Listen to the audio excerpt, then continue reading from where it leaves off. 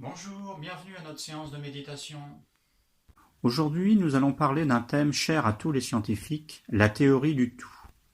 Une théorie globale qui unifie toutes les lois de la physique, qui allie la gravitation d'Einstein, l'infiniment grand, et la physique quantique, l'infiniment petit. 4 forces constituent la physique. La gravitation, pour l'attraction des corps massifs, expliquée avec la relativité générale d'Einstein. L'électromagnétisme pour les interactions entre les particules chargées, l'interaction faible responsable des désintégrations radioactives, l'interaction forte pour les particules porteuses d'une charge de couleur. Cette interaction maintient les quarks au sein du noyau des atomes. La théorie du tout consisterait à unifier ces 4 forces. Des indices d'ailleurs nous amènent à penser qu'au début de l'univers, Big Bang, il y avait une seule force. L'unification n'est pas réalisée. Les scientifiques ont des idées pour unifier 3 forces sur 4. L'électromagnétisme, l'interaction faible et l'interaction forte. Ils ont des difficultés à intégrer la gravitation. Le deuxième problème est que les théories actuelles sont très focalisées sur les particules, et on découvre des particules sans arrêt et des plus petites. Ainsi, quand on a découvert à l'intérieur du noyau des atomes les protons, les neutrons, puis ensuite les quarks, on a inventé l'interaction forte pour eux. En effet, 2 protons de charge positive devaient s'éloigner d'après les lois de l'électromagnétisme, donc une force plus grande devait les maintenir. On l'a appelé interaction forte. Par contre, demain, si on trouve à l'intérieur des quarks d'autres particules plus petites, alors va-t-on inventer une autre force ?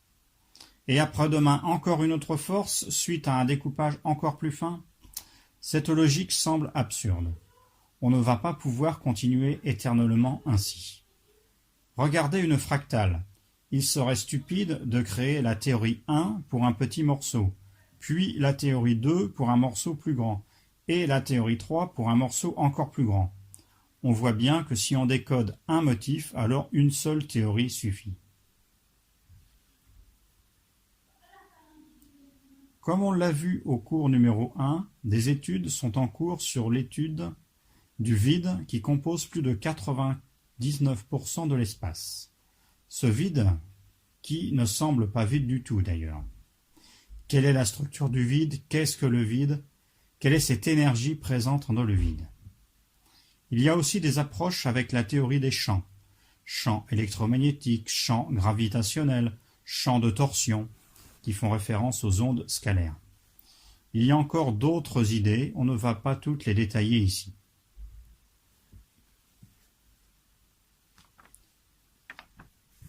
Que ce soit avec la physique classique et les 4 forces, ou les autres idées que l'on vient de voir, il manque un paramètre essentiel, c'est Dieu, l'énergie spirituelle. Une énergie qui est la source de toutes les autres énergies, une énergie intelligente, organisées qui se comportent en fonction de différents paramètres, soit en champ électromagnétique, soit en champ gravitationnel, etc. Prenons l'hypothèse Dieu existe et qu'il a créé la matière, l'univers. Alors Dieu doit être capable de se manifester dans cette matière. Dans Sahaja Yoga, on dit que cette manifestation se fait au travers de l'énergie Kundalini. On arrivera à une théorie globale quand on prendra en compte l'énergie spirituelle dans les lois scientifiques. Les 2 expériences évoquées dans le cours numéro 1 étaient faites pour mettre en évidence cette énergie. Expérience avec la photo de Shri Mataji.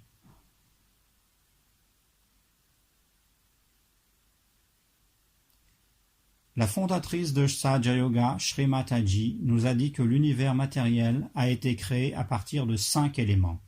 La terre, l'eau, le feu, l'air et l'éther, qui est appelé le vide par les scientifiques. Ces 5 éléments sont liés au chakra. La terre est liée au Muladhara, 4 pétales, l'eau au Nabi, 10 pétales, le feu au Swadhisthana, 6 pétales, l'air à l'Anat, 12 pétales, et l'éther au Vishuddhi, 16 pétales. La prise en compte de ces 5 éléments doit nous aider à définir la structure du vide à définir d'où vient la gravitation, d'où vient l'électromagnétisme, etc. Deux hypothèses. Hypothèse A, vous n'êtes pas un scientifique. Hypothèse B, vous êtes un scientifique. Commençons par l'hypothèse A, vous n'êtes pas scientifique. Ce que vous pouvez faire, c'est de méditer et prier pour que les scientifiques fassent des découvertes bonnes pour l'humanité. Si une théorie du tout voit le jour, qu'elle soit profitable à l'humanité tout entière et aide à apporter la paix. Hypothèse B. Vous êtes un scientifique et vous voulez trouver la théorie du tout. Il y a une chose importante à comprendre, c'est que cette Kundalini est intelligente, elle est organisée. Pensez que chaque feuille dans un arbre cherche la lumière du soleil, et ce, grâce à cette énergie. Pour toutes les feuilles, dans tous les arbres, sur la Terre, c'est le même fonctionnement, et cela fonctionne. Et cette énergie n'est pas seulement organisée, elle est sensible à l'amour pur.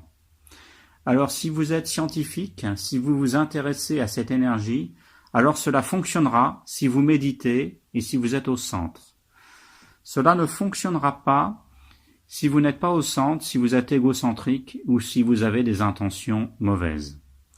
Pour conclure, je dirais que la théorie globale unificatrice est à portée de science et de méditation.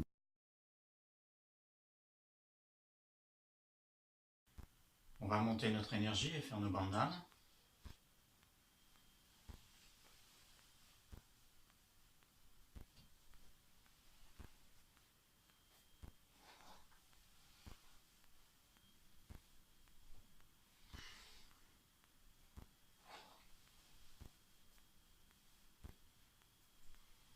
On fait les 7 bandanes. Muladhara, Swadhisthana, Nabi, Anahat, Vishuddhi, Agya, Sahasrara. On pose nos 2 mains sur les genoux. Nous allons inviter notre mère Kundalini à monter le long du canal central.